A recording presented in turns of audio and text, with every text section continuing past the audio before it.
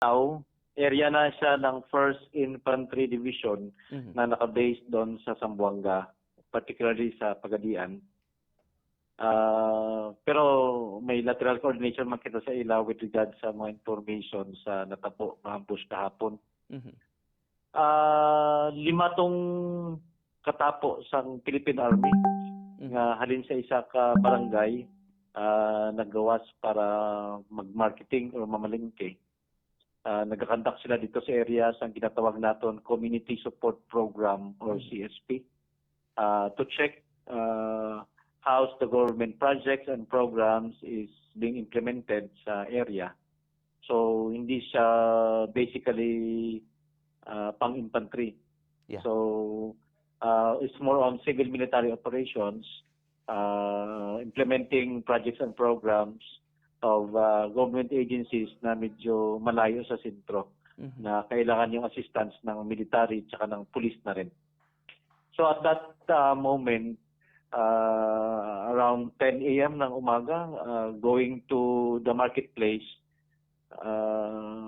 inambush sila ng Dawla Islamiyya Mauti Group.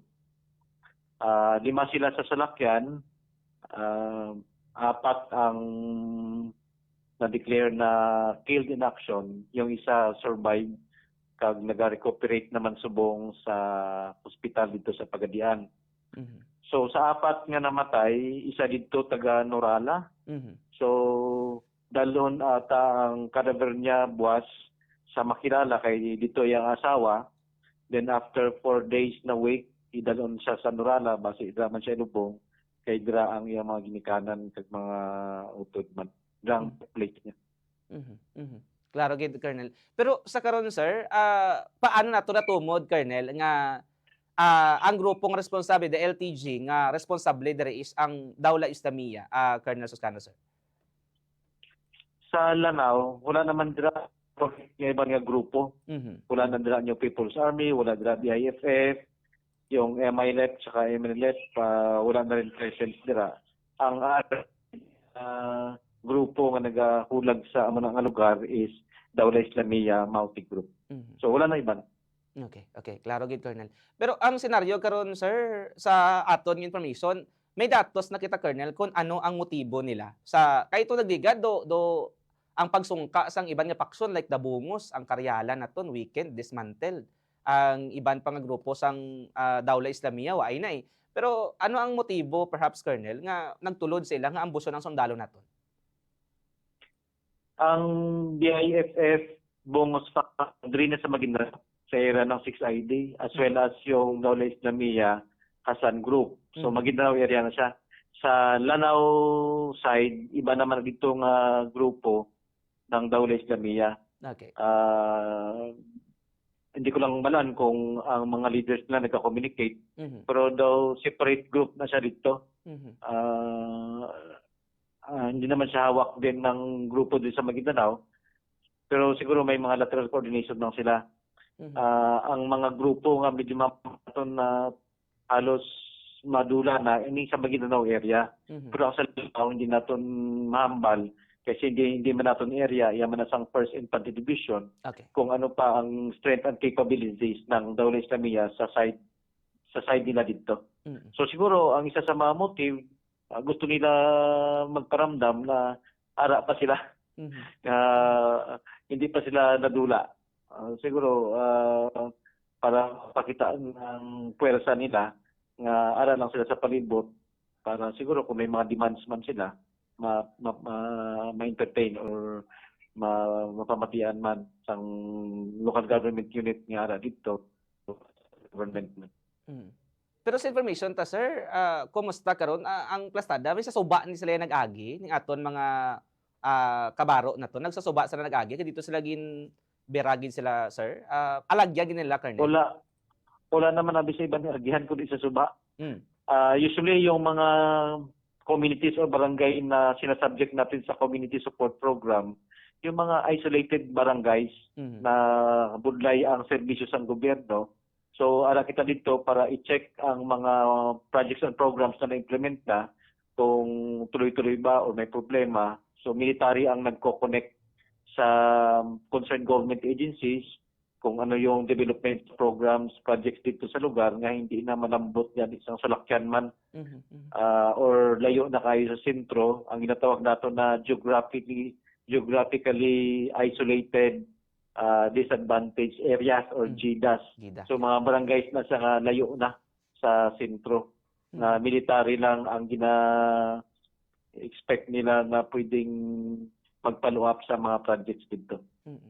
Okay. Pero sa boundary naton sir, sa boundary sang 6 ID, base paano malikawan naton Colonel, assurance nga malikawan tang spillover sining kinagamo nga ini kay usually pag amon yang plastada base ang iban nga mga ginapatigayonan sang hot pursuit operations sang iban nga batalyon didto iya nga iya ka Zamboanga ma-drive mapakadto nila bala sa aton nga sakop man sir atong mga ginalagas nila.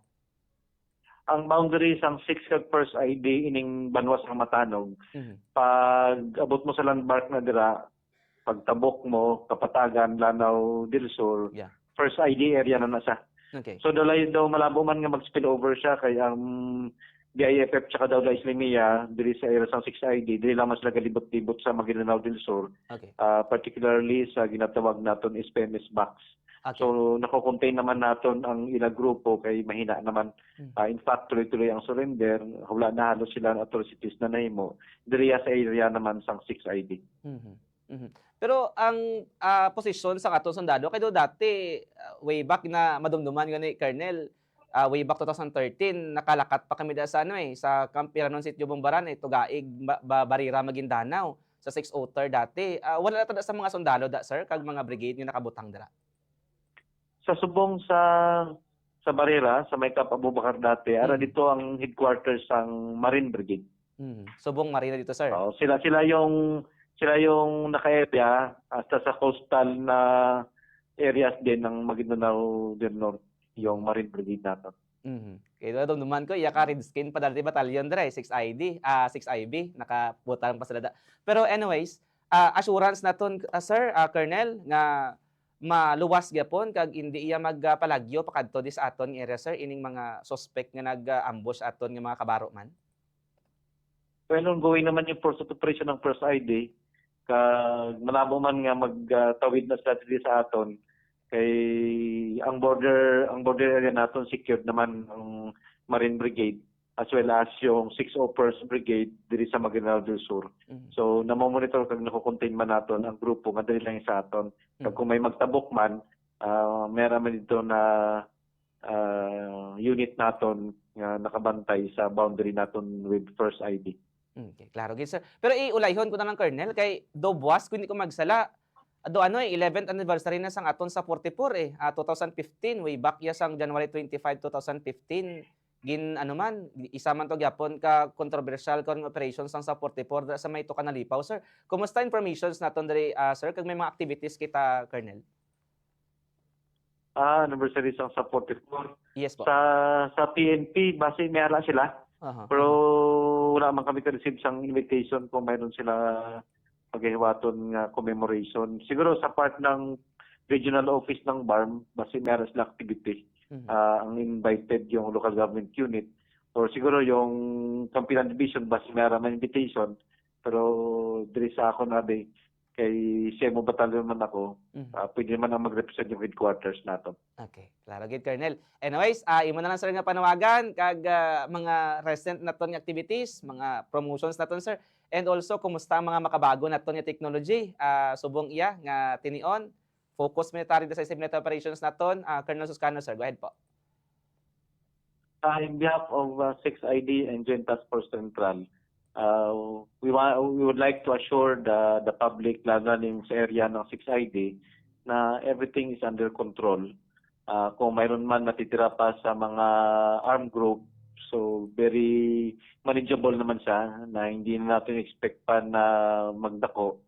In fact, base tuloy-tuloy man ang surrender nila kag ma-declare na naton na na-solve na natin ang problema sa area naton.